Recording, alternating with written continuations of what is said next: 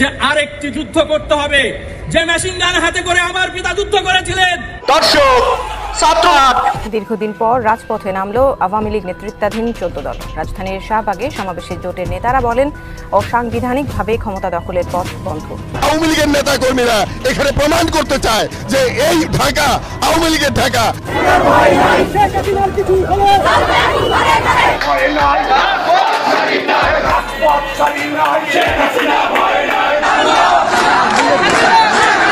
দর্শক, আপনারা দেখতে পাচ্ছেন এখানে কিন্তু সেনাবাহিনীর সামনে শেখ হাসিনা। আসসালামু আলাইকুম দর্শক, দেশ ও দেশের বাইরে থেকে যারা এই মুহূর্তে ভিডিওটি ওপেন করেছেন সবাইকে অসংখ্য অসংখ্য ধন্যবাদ। দর্শক, প্রথমেই আপনারা শিরোনাম দেখেছেন, এখন দেখবেন বিস্তারিতর প্রথম অংশেই বর্তমানে বাংলাদেশে আওয়ামী লীগ নেতাকর্মীরা আবারও মাঠে নেমেছেন ডক্টর ইউনূসের বিরুদ্ধে। ডক্টর ইউনূসকে পদত্যাগ করতে বলে আবার শেখ হাসিনাকে বহাল করে রাখতে বলছেন, এমন কিছু বক্তব্য তুলে ধরেছেন আওয়ামী লীগ নেতাকর্মীরা এবং মাঠে নেমেছেন লাঠিসোঁটা সব কিছু নিয়েই। এদিকে পুলিশ ধাওয়া পাল্টা ধাওয়া করছেন। তবে মাঝপথে এসে আবারও হুঁশিয়ারি দিলেন ছাত্রনেতা সমন্বয়ক সার্জিস আলম। বর্তমানে সার্জিস আলম যে বক্তব্য দিয়েছেন নতুন করে, সে বক্তব্যতে যদি আবারও আওয়ামী লীগ আগের মতো চিন্তাধারা করে তাহলে হয়তোবা তাদেরকে আর কখনোই মাথা জাগাতে উঠতে দেওয়া হবে না। তারা যেখানেই নেতাকর্মী নিয়ে আক্রমণ করুক না কেন, আর কখনোই তাদেরকে এই দেশে রাখা যাবে না। এদিকে রুমিন ফারানা বলেছেন, আল্লাহর বিচার বড় বিচার, বিচারের সম্পন্ন হয়েছেন। চলুন দেখে। সিন্ডিকেট গুলো হাত বদল হয়েছে, ইভেন সিন্ডিকেটের মধ্যে একাধিক দলের ডিল হয়েছে এবং এই ডিলে ওই আগের যারা সিন্ডিকেট চালিয়েছে তারাও আছে। এখন তারা 20% 30% পাচ্ছে, নতুন যারা এসেছে তারা 70% 80% পাচ্ছে। রাজনৈতিক দলগুলোর বিভিন্ন নেতা কর্মী কে কোথায় এমডি বসবে, কে কোনটার মালিকানা নিবে, কে কোন গার্মেন্টস এর ঝুট নিবে, এগুলো নিয়ে মারামারি শুরু করেছে। এই দায়গুলো আমি কিভাবে সরকারকে দেই? আমার যদি ন্যূনতম বিবেকবোধ থাকে, আমার যদি ওই ব্যক্তিটি আমার পলিটিক্যাল দলের হয়, আমি আমার জায়গা থেকে তাকে আগে বলবো এই কাজটি না করতে। এই কনসিকুয়েন্স হাসিনা তার সময় নিয়ন্ত্রণ করতে পারেনি বাজার সিন্ডিকেটের করাল। আল্লাহর বিচার বড় কঠিন বিচার। কোথায় শেখ পরিবার, কোথায় হাসিনা, কোথায় রেহানা, কোথায় তাপস? কেউ না।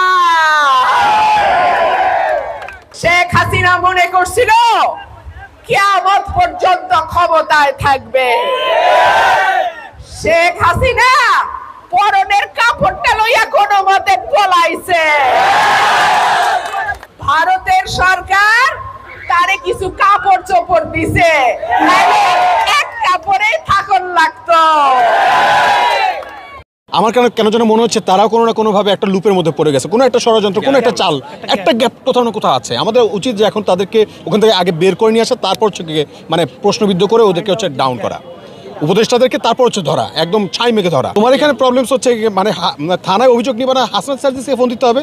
দায়বদ্ধতা কেউ নিতেছে না, কেউ দায়িত্ব নিতে চাচ্ছে না। কি একটা অবস্থা, দেশের ম্যাসাকার একটা অবস্থা। তো যদি হাসনাত সার্জিস এখন, তারা তো আমার বড় ভাই, তাদেরকে আমি চিনি, দেয়ার অনেস্ট, এটা I can feel them, they're honest.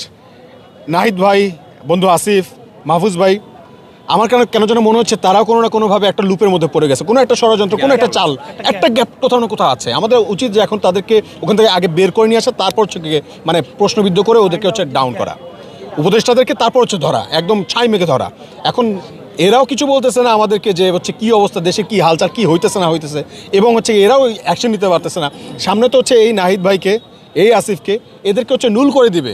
Mostafa Sarwar Farooki গেছে উপদেষ্টা, কদিন পর হচ্ছে কি এই নাহিদ ভাই যে মন্ত্রণালয়ের দায়িত্ব পালন করছে, সেই দায়িত্ব কিন্তু হচ্ছে নাহিদ ভাই পালন করবে না, দায়িত্ব পালন করবে মোস্তফা সরোয়ার ফারুকের। নেতা কর্মীদেরকে বা ছাত্রলীগ বা যুবলীগের নেতা কর্মীদেরকে বিস্তৃত অবস্থায় যাদেরকে পাচ্ছে, ঐক্যবদ্ধ ছাড়া যাদেরকে খণ্ডিত অবস্থায় পাচ্ছে, তাদেরকে কিন্তু বিভিন্ন জায়গায় মারপিট করা হচ্ছে এবং সেটা কিন্তু দর্শক আপনারা দেখতেই পাচ্ছেন।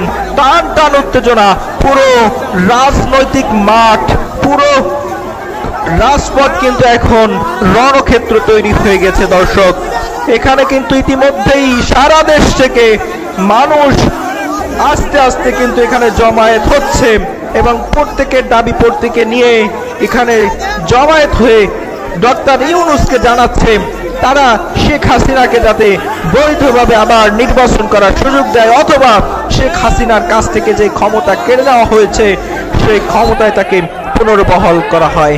এখানে মহিলাদেরকেও কিন্তু দেখতে পাচ্ছেন দর্শক, তারাও কিন্তু রাজপথে নেমে এসেছে এবং মহিলা পুলিশ দিয়ে কিন্তু তাদেরকে টেক কেয়ার করা হচ্ছে এবং ছাত্রলীগদের দাবি নিয়ে যারাই মাঠে নেমে এসেছে তাদের সকলকেই কিন্তু দর্শক রাজপথেই কিন্তু প্রতিহত করার চেষ্টা করা হচ্ছে। জাহার নিক্ষেপ, ইট পাটকেল নিক্ষেপ, এখানে কিন্তু আমাদের আইন শৃঙ্খলা বাহিনীর যারা সদস্যরা রয়েছে তারাও কিন্তু ভয়ঙ্কর ধরনের চাপে রয়েছে এবং এই পরিস্থিতি তারা কঠোরভাবে মোকাবেলা করতেছে এবং এখানে বিভিন্ন ধরনের মানুষ কিন্তু জমায়েত হচ্ছে এবং প্রত্যেকে কিন্তু এখানে দেখতে পাচ্ছেন একটা সিএনজি কিন্তু দুই দলের অর্থাৎ প্রশাসন একদিকে এবং এখানে কিন্তু আপনারা দেখতে পাচ্ছেন পিবিআই এবং যারা স্পেশালিস্ট রয়েছে ভূম স্পেশালিস্ট তারাও কিন্তু এখানে প্রশাসনের লোকজন নেমে এসেছে এবং সাধারণ জনগণ যারা রয়েছে তাদেরকে কিন্তু সুন্দরভাবে পথ পারাপার করে দিচ্ছে এবং এখানে যাদেরকে দেখতে পাচ্ছেন তারা মূলত সমন্বয়ক বা ছাত্রদের সুষ্ঠু যে মিছিলগুলো রয়েছে সেখানে কিন্তু পুলিশ প্রোটেকশন দিয়ে তাদেরকে সেফ জোনে নিয়ে যাচ্ছেন এবং এর পাশ থেকেই কিন্তু দেখতে পাচ্ছেন কিছু উচ্ছেদ জনগণ তারা কিন্তু আবারও সেই ছাত্রলীগদের যে সমস্ত নেতাকর্মী মাঠে এসেছে তাদেরকে কিন্তু প্রতিহত করার চেষ্টা করতেছে দর্শক। রমরমা পরিস্থিতি এবং ইতিমধ্যেই কিন্তু দর্শক বিভিন্ন জায়গা থেকে মানুষজন একত্রিত হয়ে আবারও সেই সচিবালয়ের সামনে এবং আপনারা জানেন যে এই সচিবালয়ের সামনে যেখানে মূলত এই গেটটা হচ্ছে সেখানে যেটা হচ্ছে আপনাদের গণভবনে যাওয়ার যে রাস্তা রয়েছে সেই রাস্তা থেকে কিন্তু গণভবনের দিকে তারা আবারও যাচ্ছে। বিভিন্ন জায়গা ব্যবসা বাণিজ্য ওই চাঁদাবাজি থেকে শুরু করে বিভিন্ন বিষয়ে আওয়ামী লীগের লোকজনরাই দাপট দেখাচ্ছিল, তারা দখল করেছিল, অনেকে হাজার হাজার লক্ষ কোটি টাকার মালিক হয়েছেন, অনেকে সিন্ডিকেট তৈরি করেছেন।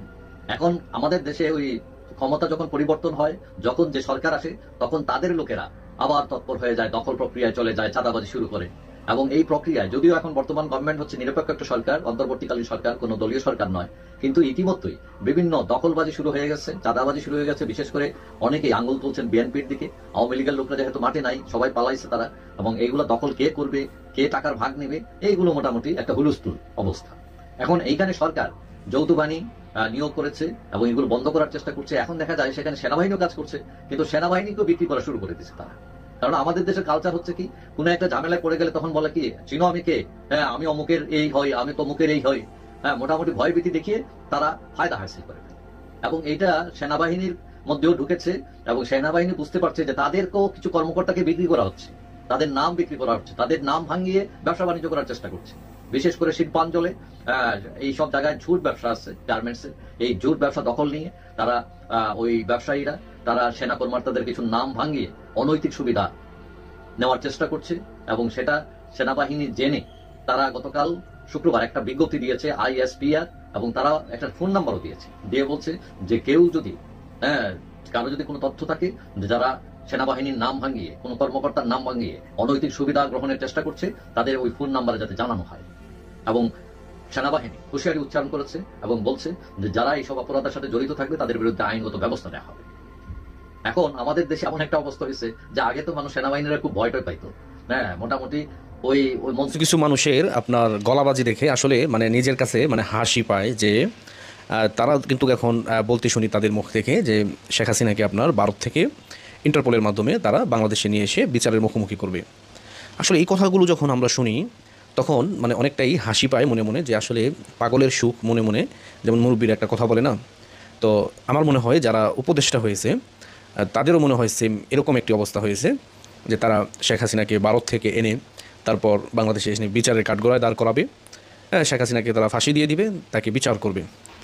দেখেন একটি কথা বলে রাখি, যদিও বয়স মাত্র 27 রানিং চলতেছে, যারা এই আন্দোলনের নেতৃত্ব দিয়েছিল তাদের সেম বয়সের আমাকে ধরতে পারেন।